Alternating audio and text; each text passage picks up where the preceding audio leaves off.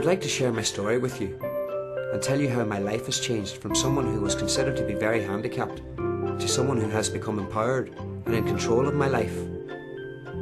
It hasn't been easy to overcome the discrimination I have faced, but I want to tell you that with friends, determination, proper support and willpower, almost anything is possible.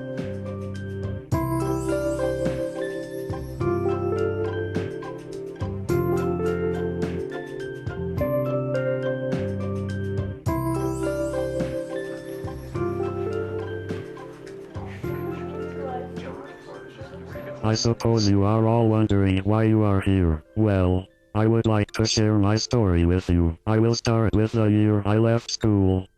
And of course, Mum was my carer.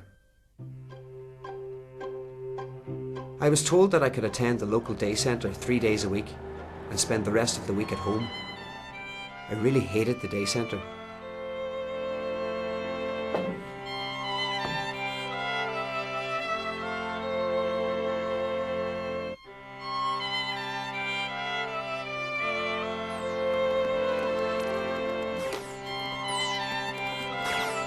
There was nothing meaningful for me to do there.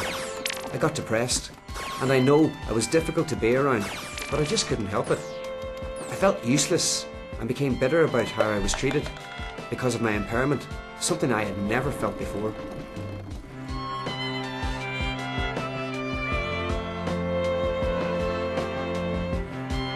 We were both worn out by the situation, and something needed to be done. Mum contacted my social worker to see about getting respite. To cut a long story short, it was arranged for a care worker called Tom to come and take me out for a few hours once a fortnight, to give Mum a break. In those days, my need for a break didn't seem as important. Tom was okay, but after a while we seemed to end up in the pub every time. Tom's friends were always there, which would have been fine if they had included me. But no, I was left on my own while Tom chatted to his mates. It was amazing, but after a while I started to feel invisible. No one ever spoke to me.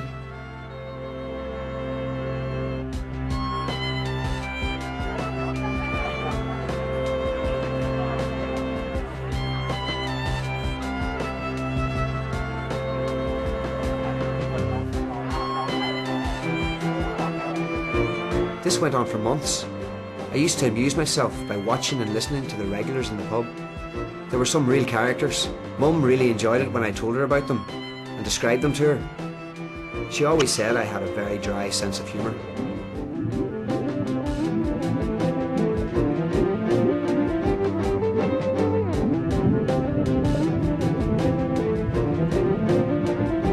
We used to joke about my dream to write a book about it all.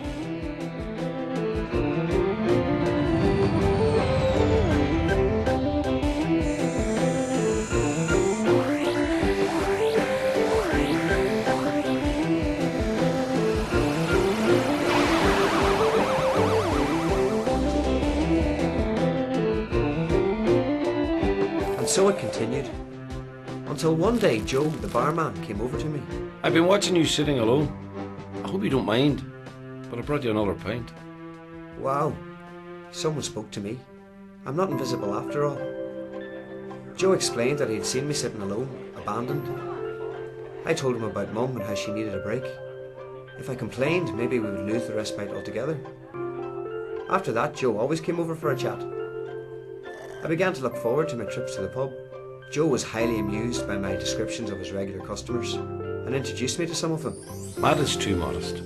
He's a real gift for capturing the comedy of someone's character and mannerisms. Anyway, on with the story.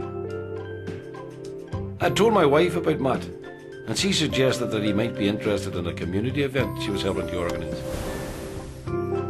I showed Matt a leaflet about it, and we decided to go along together. I arranged to pick Matt up. That was a laugh. I'd never helped anyone to transfer from a wheelchair into a car before, and I made a right mess of it. But I'm learning. The next hurdle was parking the car. The car park was right beside the community centre, and everything was accessible. Brilliant, except some twit had parked right up close to the line dividing the two car parking spaces. We couldn't get the passenger door open, let alone get Matt out and into his wheelchair.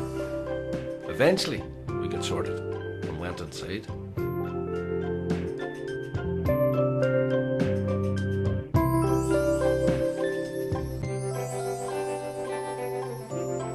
My wife Jane was there, meeting and greeting people, and I introduced Matt to her.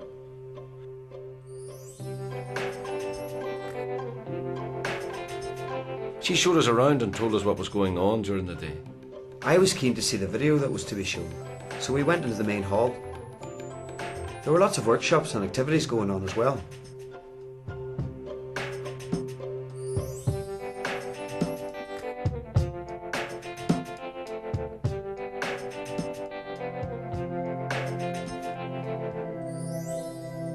The video was really interesting and made me realise that maybe I could make choices about my life instead of other people controlling me all the time.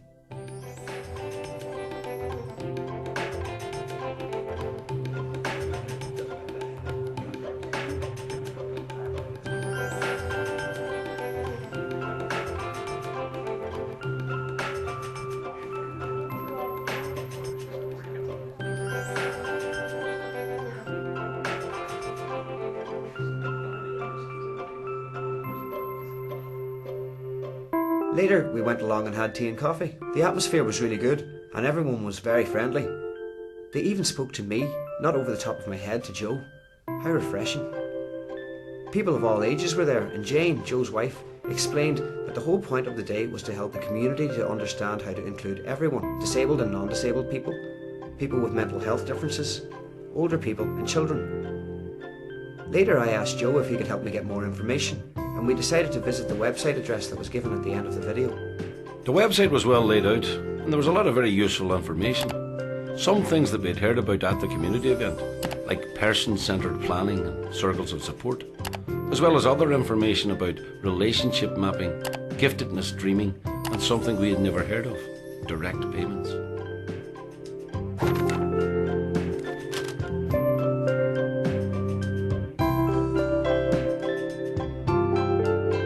Matt decided he would like to speak to someone about developing a circle of support.